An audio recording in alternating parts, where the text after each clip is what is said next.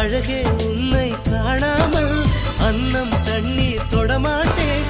ஆகாயத்தின் மறுபக்கம் சென்றால் கூட விடமாட்டேன். உன்னை காணும் முன்னே கடவுள் வந்தாலும் கடவுளை தொழ மாட்டேன்.